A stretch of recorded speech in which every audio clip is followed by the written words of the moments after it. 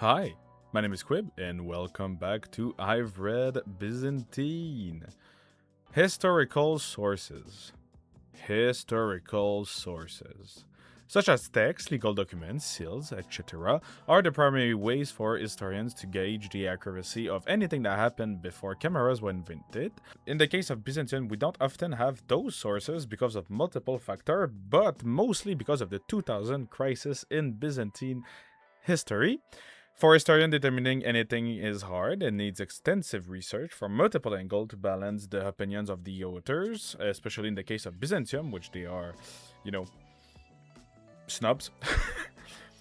But what happens when you have good sources and then the author creates something that is really but really uncharacteristic?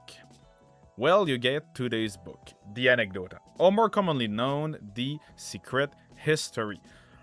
A book that is so uncharacteristic that it still captivates the attention of enthusiasts and historians alike for various reasons, but mostly for the juicy content that Procopius gives us. So let's talk about this juicy content, shall we?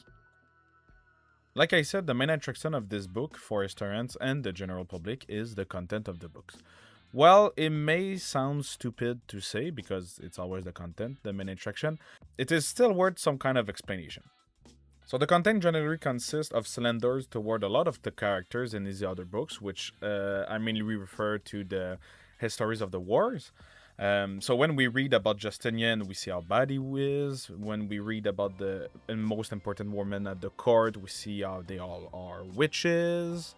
We see how Belisarius is a cock, how the wars ruined everything, etc., etc. His main point, especially, is how bad Justinian is or was. Well, not everything is slanders because there are still snippets of interesting information. I would argue that everything is still focused towards slander. So he is clearly not trying to be informative in any sense, like voluntary. He is more informative because he talks about stuff to put in context or explain other ideas. So like those snippets, what did they look like? Well, I'm gonna tell you some example, but like who married who, how the weight of Theodora and Tonina in the empire was, like how they could influence the decision making, the provincial taxation, blah blah blah blah blah blah, etc. etc. Stuff like this. So little snippets. So while this is really interesting, the point of the book is not that. It's not the snippets. It's how Procopius is kind of pissed with everyone, some extent. Following this, I would say it's really jarring to read the Secret History coming from the histories of the wars because, like I said, he seems really pissed, and it's almost like when he writes, he was resenting those people for like years on end. But because no, but I'm saying this, I'm exaggerating a bit. Okay, spoiler alert. I don't really like this book, but and I will explain why. But my point is that he really seems pissed, and it is a bit jarring. And when I'm saying this, it's not because we wonder why he wrote it. It's clear why he wrote it, and we understand well enough, and when you read enough you could even yourself understand well enough, so you don't rely on historians to this kind of understanding, but you can see why.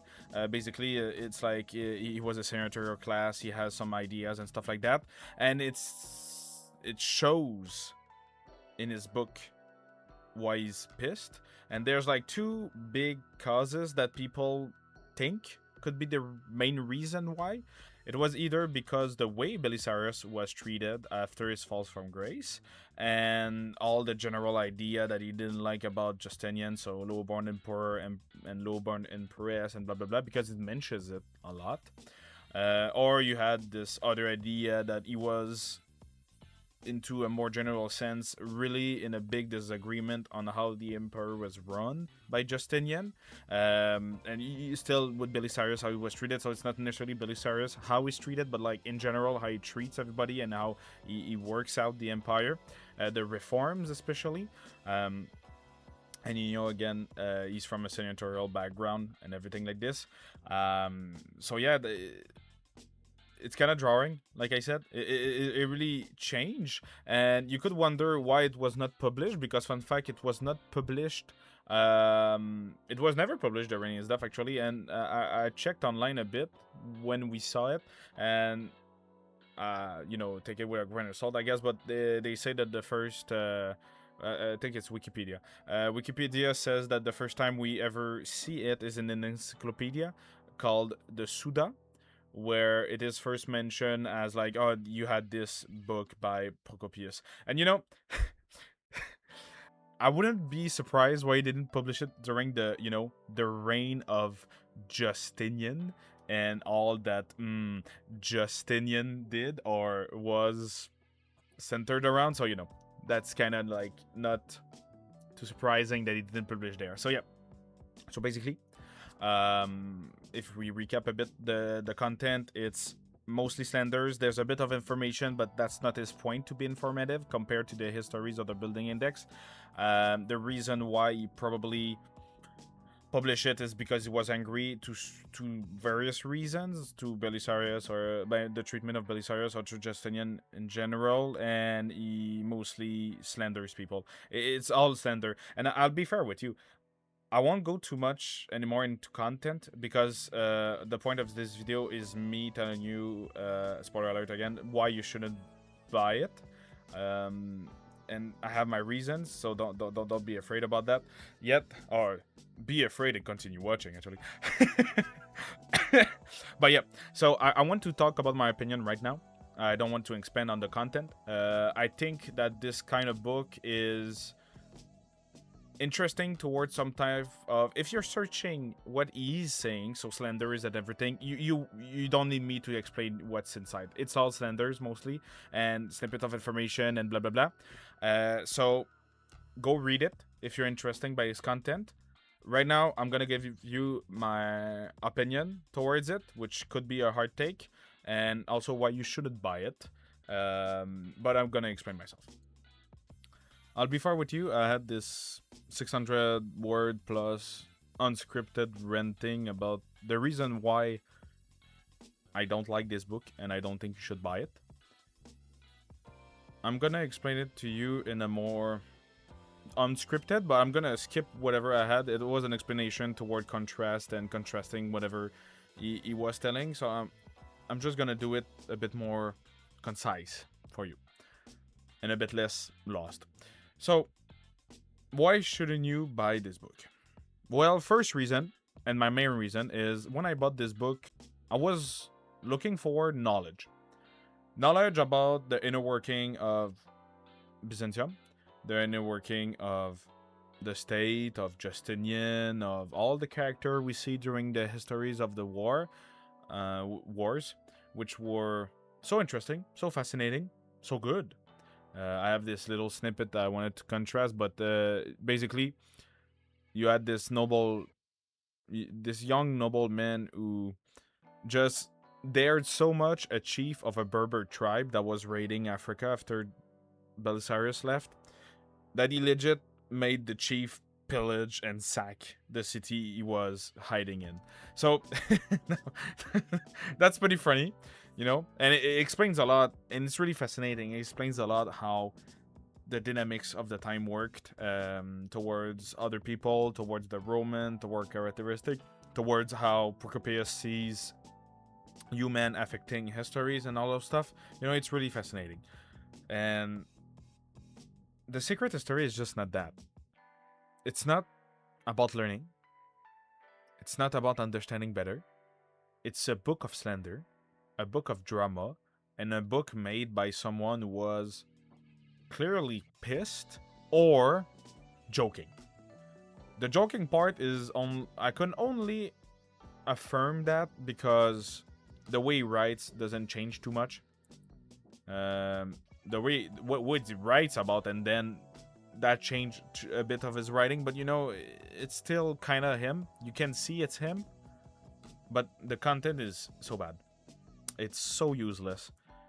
I mean, if you want to read someone who is pissed and lashing out on paper and on people, go ahead.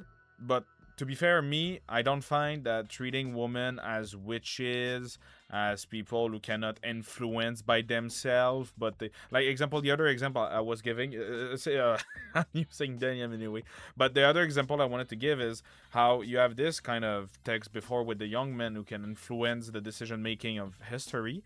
And then you go to the woman, and with the Theodosius part where Belisarius is basically a cock, and he gets, he just gets fucked by everyone, I guess.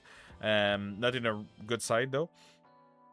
But Procopius says, like, but, end quote, but not long after this, by the enchantment either of Philtres, I don't know how you say that, it's like a potion, or her caresses, like Antonia, persuaded her husband that the charge against her were untrue.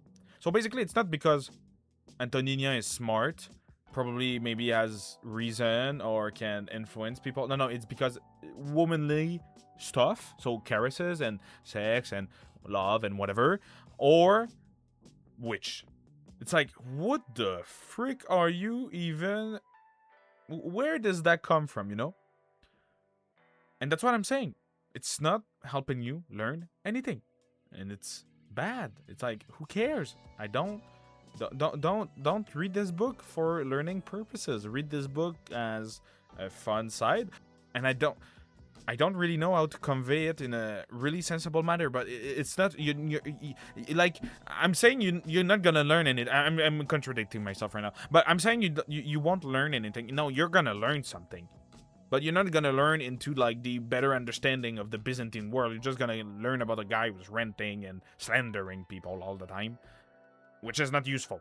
It is not. It is nothing useful. It's 300 pages that you should read something else, like the Byzantine Republic, or start like my edition of the Alexiad in French has, I think, 700 to 900 pages. Read 300 pages of that book instead. It's so much better. And also reading the Alexiad as an example, right? The Alexiad is the opposite of slander. It's like propaganda, but it's a good understanding of how propaganda worked.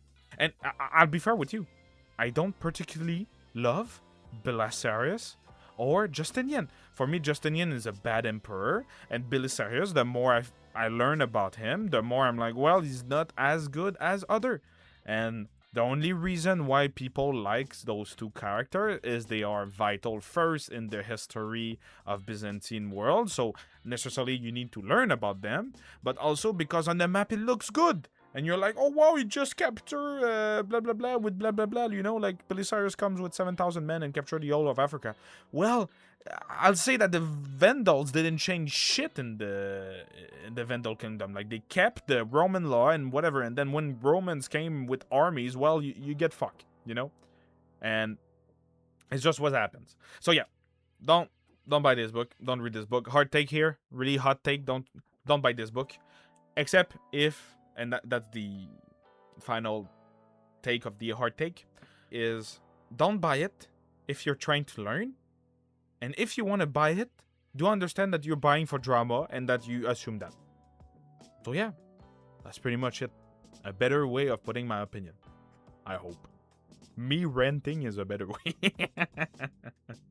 So, now that you have my unbiased opinion, of course, I want to talk a bit about the book itself. So the interesting part with my book is that it is the edition of the Liobe Classical Library within the Harvard University Press. On Amazon, it says it's from 1935, but I think that's just like the date of edition. My book is not 100 years old, I can tell you that much. It is a really nice hardcover book, first of all, but the most interesting part about this book is that it has Greek and English in it. And that's really nice. That's so good. You can read the Greek. Maybe, I don't know if it's original, okay, because I don't know Greek. But at least like modern Greek, I'll assume. But it's like Greek and then English. And then you can recognize words. You can see how it's written in another language. You can analyze it. It shows a bit of confidence because it's saying, look, this is the original Greek, I guess, modern Greek or whatever. But yeah, it's really good. I really love that part of the book. I think it's the best edition you can find because of that. It's not just English books. It really brings something else. Also, the hardcover is really nice. They all look the same within the Histories of the War, the Building Index, and the Annecdota are all the same look with the 7 books. Really good. It's a good edition. If you have to buy an edition, it's this one. And on Amazon.ca, it's about 41 Canadian. I rounded up a bit. And in USD, it's about 21. I rounded up again a bit. And for that price, the histories are great.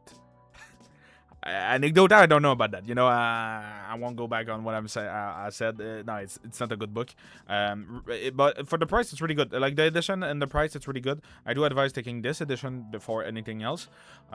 If you really want to buy the Annecdota, take this edition. It's really the best. Like right now, I can flex to you that I know I can recognize the word Vasilev in Greek whenever I want, which is emperor in Greek.